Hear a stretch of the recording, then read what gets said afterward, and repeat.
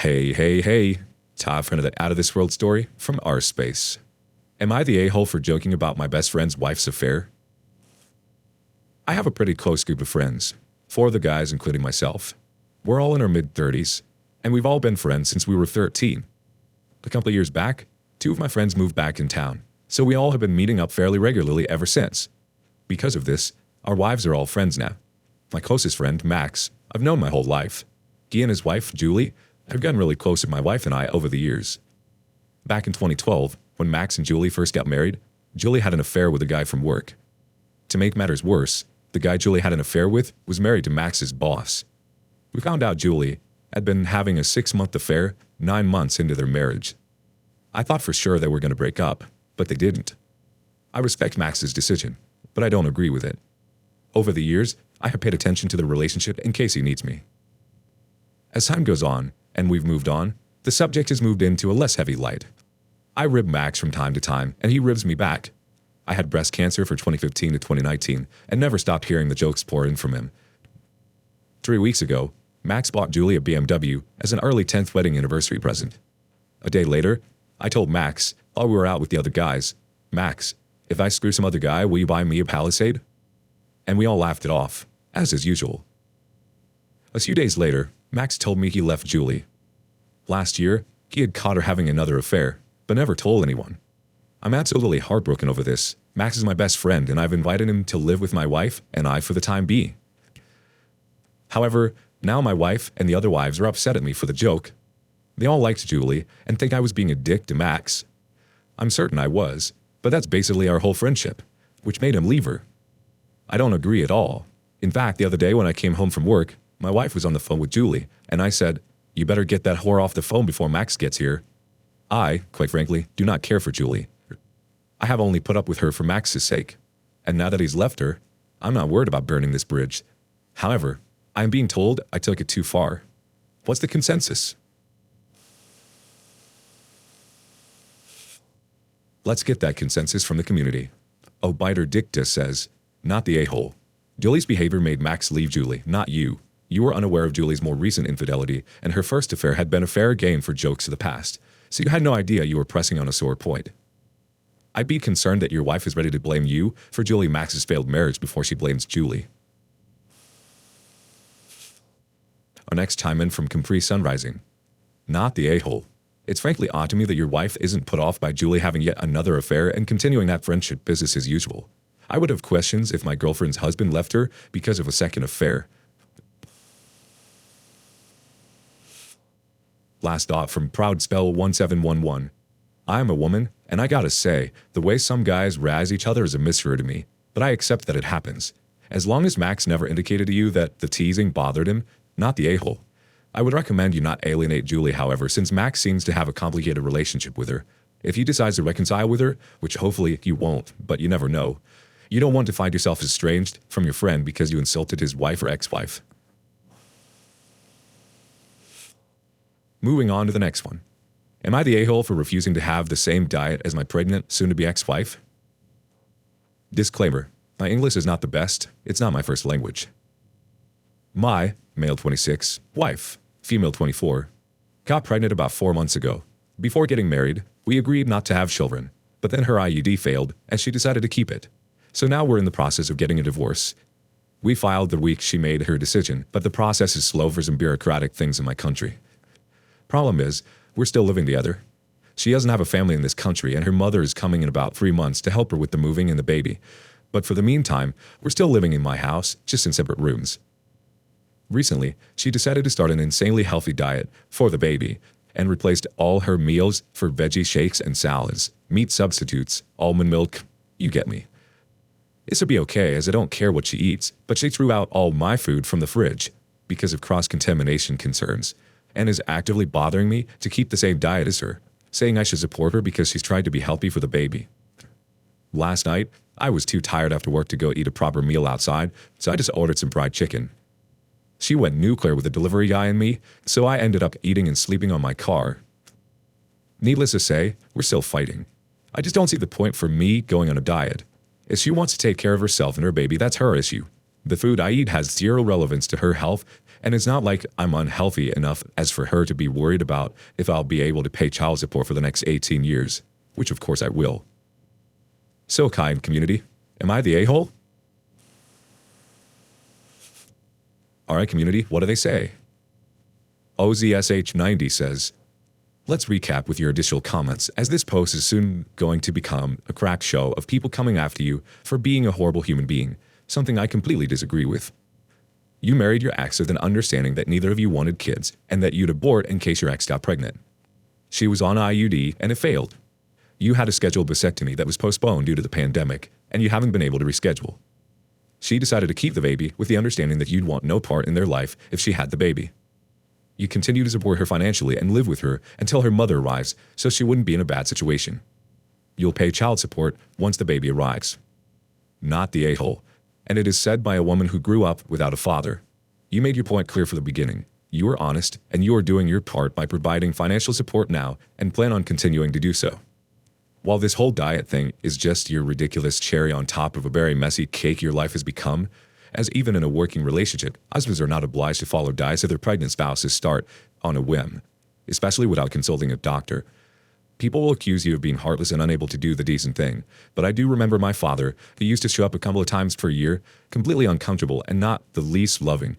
I'd rather he hadn't. Not every person is meant to become a parent. Learn from your mistake and start using condoms until you have your vasectomy, even if your next partner already uses protection on her own.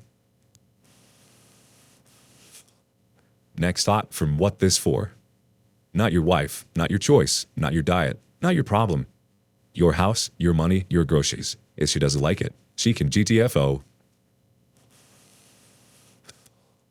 Astro Disaster chimes in next. Not the a-hole. It's her diet, not yours. If you're buying that food, I'd be pretty pissed she's wasting it.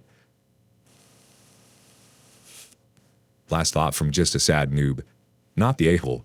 Why is she throwing your food out of the fridge? Dough her out as soon as you can. On to the next story. With update, my 18 male stepmom, 25 female, keeps using my girlfriend, 17 female, as a babysitter for my sister, 4, whenever we're hanging out. I'm an 18 male. My girlfriend Shannon is a 17 female. We met because my stepmom, Lindsay, 25 female, hired her to babysit for my half-sister, who's 4. It was never a nannying type situation, just random nights out here and there starting when my sister was like 2. Me and my girlfriend had always kind of known each other from school, but never really hung out. We started talking when she'd be over watching my sister. Eventually, we started dating, and it's been great since then.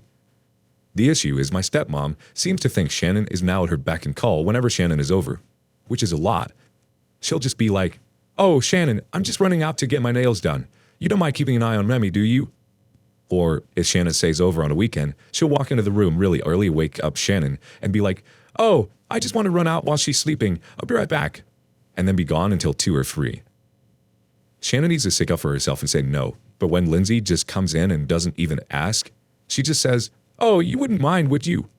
She says she just freezes up and says yes, because if she says no, it'll be like her saying yes, she does mind watching my sister, which she thinks gives off the wrong impression. I've tried talking to my stepmom about it, and she just says, "Don't be silly, Shannon doesn't mind at all." Even when I tell her straight up, Shannon doesn't want to be her on-call babysitter 24/7. So what's ending up happening is that whatever plans me and Shannon have gets screwed. We just hang out at home, and then when I have to go to work or practice, which is why my stepmom knows she can't count on me for childcare, Shannon is stuck at my house for hours with my sister. When I found out I was going to have a sibling, was happy, but I also made it clear I'm not a babysitter. My sister is a really cool kid. We vibe hard. I love hanging out with her, and obviously some of the times we hang out, it's just me and her, like when we go to the park and movies and crap, but that's not babysitting. That's just hanging with my sister. I tried to talk to my dad and stepmom that except for times when they talk to Shannon about it beforehand, it's not fair to just spring it on her. Lindsay says that Shannon is agreeing to it, so it's fine. My point is the situation is too awkward for Shannon, and she feels like she can't say no. Lindsay keeps saying I'm ridiculous. Hanging out at Shannon's house isn't really an option, for reasons I'm not even going to go into here. Update. Me and my girlfriend talked it over. She said she was uncomfortable with either one of us straight up telling my stepmom to stop because she was concerned that she'd find another sitter. She likes babysitting the times we don't have plans. And she was worried my younger sister would hear that Shannon didn't want to babysit her and feel bad. So I wrote up a contract for Shannon, my stepmom, and dad to sign. Basically, it says they have to ask Shannon 36 hours before they want her to babysit, that any less time than that is considered an emergency session, and her hourly rate goes up significantly, and they still have to give 12-hour notice. Shannon also gave Lindsay her sister's phone number in case she needs someone to watch my sister on the day Shannon already has plans. We all sat down, and they agreed to it, and so far, so good. To address all the comments about my stepmom's age, yeah, it's not my ideal situation either. She's 11 years younger than my dad, who's 37. My mom and dad got married after they had me when my dad was 19 and my mom was 20. They were married for 10 years until my mom passed. A few years after she died, he met Lindsay at a library fundraiser.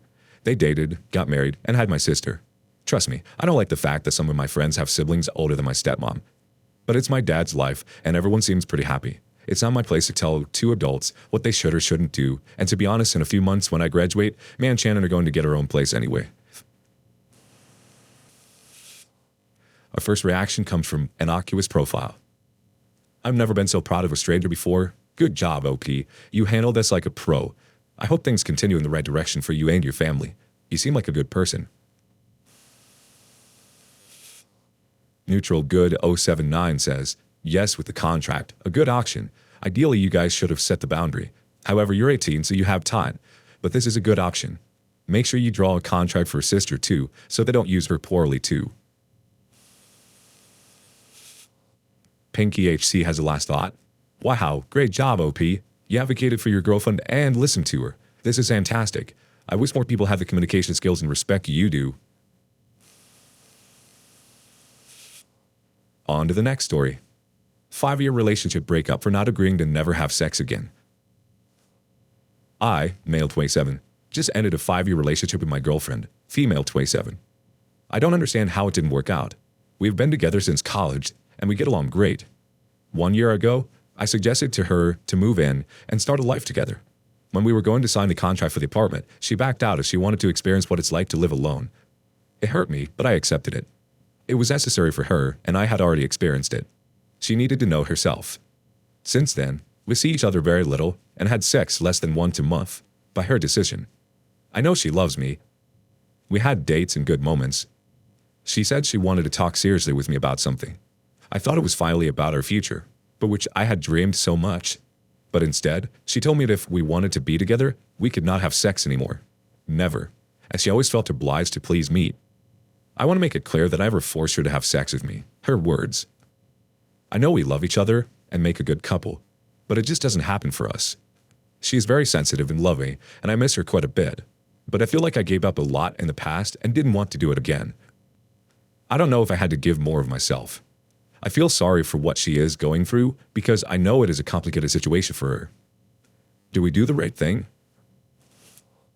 Now I'm going to try to sleep. I need to get those thoughts out of my head. BD, sorry for my English, I only speak Spanish. Edit 1. People, she's not sleeping with someone else. It's not an option, but I understand the comments. Edit 2. Thanks everyone. I realize that it's not a common thing, but it happens. We could both find someone who may be more compatible to be with. I know it sounds obvious, but it's hard to see. And if you are a person who chooses to treat another poorly and disregard your feelings just for sex, you have never really been in love. Thank you for all your words. I hope she and I can remain friends, even if it's just for a little while. Here comes some reactions from the community. Blair or Shadow Paul starts us off. It's okay to break up because sex is something you want in a relationship, but that she doesn't. It doesn't matter either of you were failures or bad or did anything wrong. Bella Santiago 1975 says, sexual incompatibility is a very common reason for breakups. You shouldn't feel bad for that. Someone can be a wonderful fit for you in most ways, but everyone has their deal breakers, and no sex is a big one. It's not just about the orgasms, it's about the intimacy with the other person. It was very mature of you to not take up the offer for you to sleep with other women. Your ex might be asexual, by the way. She may be very confused about why she isn't keen on sex and might want to Google some resources because that's perfectly normal. My R. Calf says, it's okay to break up. I am asexual and have no interest in sex, but I know that for many people it is an important part of the relationship. In the long run, such a relationship would be rather bad for both of you. Woman in the kitchen chimes in. Don't feel bad, mate. I've been here and did the same. You'll find someone who fulfills you more than you can imagine. After my breakup, because my ex suddenly turned into a religious nutjob saying our relationship and sex made God mad at her, I flat out told her, as she expected, I can't follow this path. So we broke up. A few months later, I met this amazing girl, and I'm quite glad all of this happened. Last thought from Throw RA 1234568. She basically forced you to break up with her. Most people would understand that telling their partner they would never have sex with them again would result in their partner leaving them. So, she got you to be the bad guy and break up with her.